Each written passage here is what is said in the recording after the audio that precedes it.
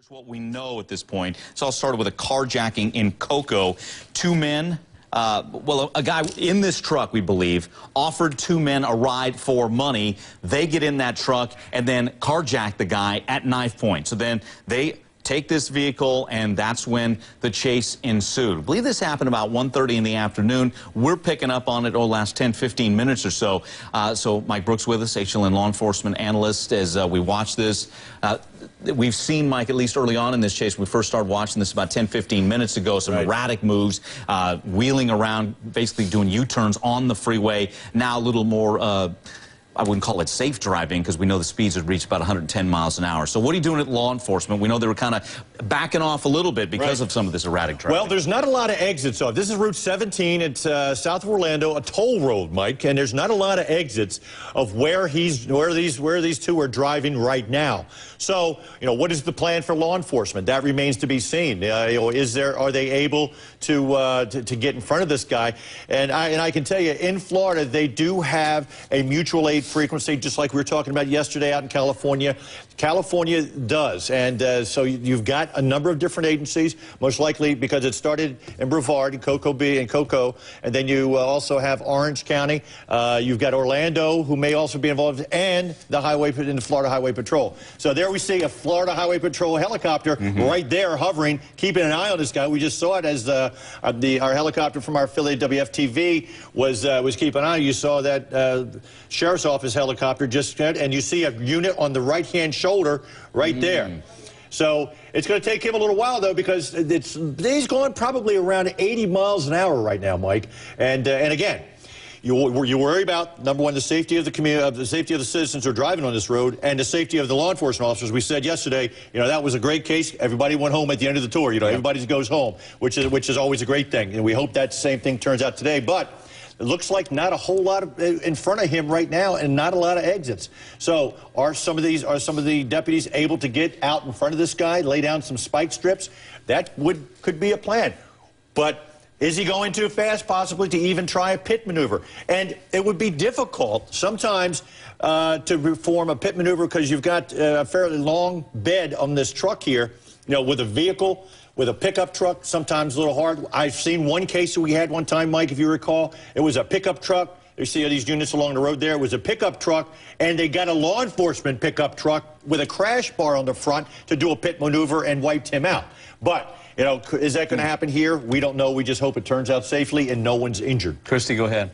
Mike, I'm curious, because I know this happens on some routes, but because this is a toll route, are they, all of a sudden the traffic just disappeared. Do you think they're stopping people from getting on or off, or getting on exits at this point? Right, well, there hasn't been many exits coming on and off this roadway for quite some time. We've been watching this. Right, Brevard County Police just joined pursuit, and looks like he's on the shoulder. Looked like his left front tire is wiped out. Yep. It was a spike strip that he ran over from one of those officers that we saw on the side of the roadway. They got him down.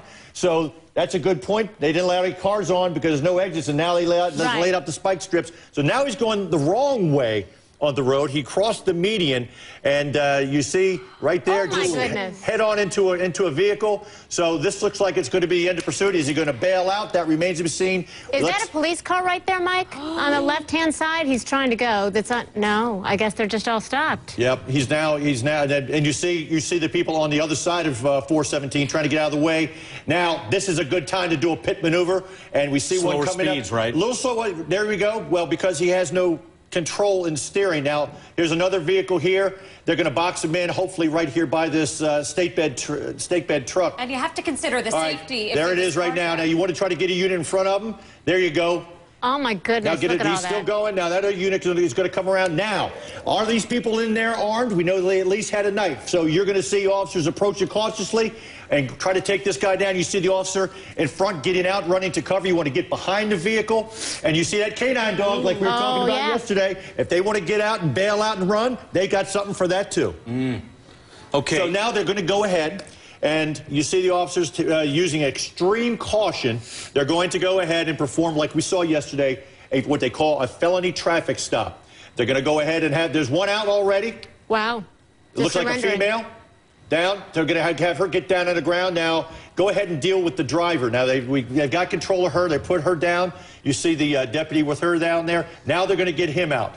What they usually try to do is take the keys out of the ignition with your left hand and drop them out of the window, and then open the vehicle, step out with them, and have them walk backwards to them. And sometimes you'll have them turn part the way around to see if they have any weapons in their waistband. You see the deputy on the left instructing him on exactly what to do. So that person, there's your point man, basically, who's establishing communication with this person inside? It could be, yes. That could be his initial communication. Then the officers in the back who had the best view of him, the best control, they're the ones that are going to go ahead and give him instructions. You know, again, we want to make sure that no one is injured, because this is a very crucial point of this right now. And you see him, he's going to try to take off again. He rolled the window back up. You see his left and front, his front tires. Now he's trying to back up again. I tell you what, this could be, could turn out really badly here. This could because that vehicle can be considered as a weapon. That vehicle. So what's your next move here, Mike? Forgive me, Christy. No, I mean it's the deputy's call here. If they try to run over one of the deputies, you know, it could turn out poorly for that perpetrator behind the wheel.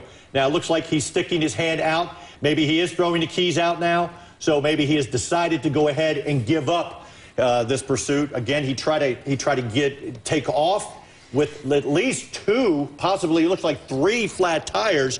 So now they're dealing with him. We see him with his arm out. And again, you always have to consider that the person inside is armed and extremely dangerous. I have to assume they're really interrogating that first person that exited the vehicle, obviously, right now, to get information from her on what he might have in that truck. Exactly. And you saw that deputy just pull his car right up to the front. So make sure that vehicle doesn't take off. You got another one pulling up right behind him. You've got almost a dozen cars around him at this point. He is not going anywhere at all.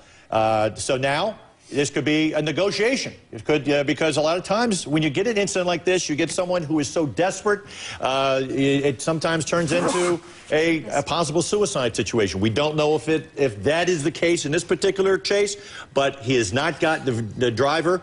He or she has not gotten out of that pickup truck as of yet. Okay, I've got to ask here as we watch that unfold. I don't know if we've ever seen anything like that where someone is stopped and they decide they're going to try and crank it into gear and take off again.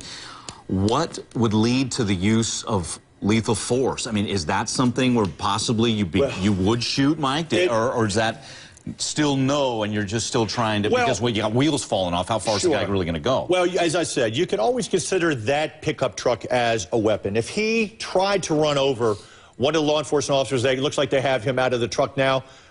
We don't know. We know there was at least 2 people in the truck. They have him there in the black T-shirt, yanked him out. Now they'll go ahead and make sure. They're being cautious, aren't they? And there's another person. There's another woman. Okay. There's another woman. So, is it a possibility that one of these women could be the owner of this truck? That's where we're possibly here. Is there anybody else inside that truck? They're going to go ahead and clear that vehicle. There's a possibility there could be someone else inside of this truck. You see someone hanging, their arms hanging out of the driver's side. You see 2 hands hanging out. Now, they probably told them to show their hands because, number one, that's what you want to see. You know, you want to see those hands. Even if they look at you, you know, bad, look in the eye, they can't kill you with your eyes. They can only kill you with their hands. So, again, we got that K-9 unit in there. If this person refuses to come out of that truck, they may send the K-9 dog in to use it as a kind of a helpful persuader, if you will. And it looks like that's exactly what's happening. It looks like they put the K-9 dog in. There he goes. And he came out the other side. So there you go. That's a good use of a K-9. Went right down. Was there a stun gun, taser possibly used here? No, I think what was used was the teeth of that that German Shepherd or Malinois that went in the opposite side. They probably said, "Come out, and we're going to send the dog in." I know I had a case one time of a guy who was in the stairwell. He wouldn't come out of the stairwell. We got the K-9 dog, put it right down the stairwell. He came right out. And, you know, they're telling him, good boy on this particular case. And they'll go ahead and clear the rest of this vehicle and make sure. that, in fact, well, it looks like they may have used a stun gun on him also. Because it looked like he went down, and we've seen obviously different surveillance things. Mike, you're very experienced with that. Looks like two stun guns. I see the leads coming off of, there's a stun gun, model X26, that law enforcement officers use on a regular basis. And you see the leads coming off of him because what they'll do is they'll have an EMS unit come there and treat him, and then those barbs will have to be removed at the hospital.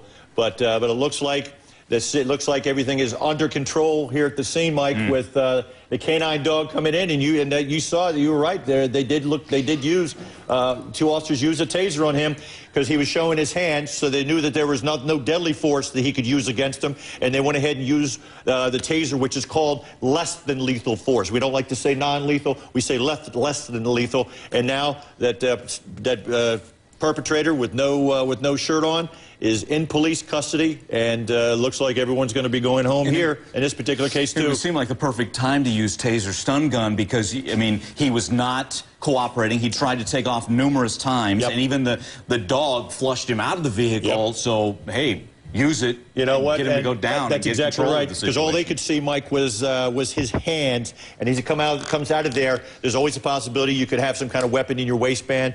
They don't want to take any chances. They went ahead and did what they thought was the right thing, using two of the deputies, two of the officers, using the taser, and again, an excellent weapon, especially in situations like this, and of controlling someone, and that's what it is. It's an ECD. Electronic control device. That's what a taser is called. Okay, let's reset here.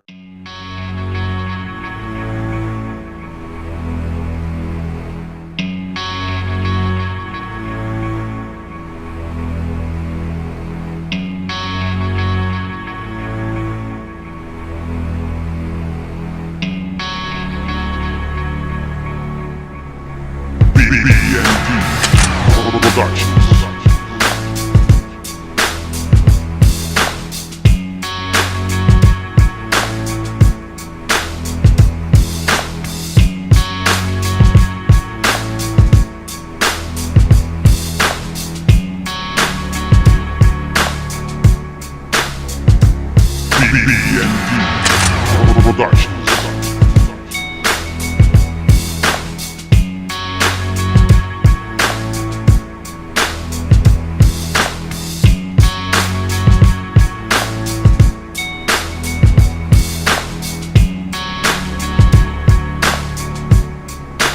BNP Productions.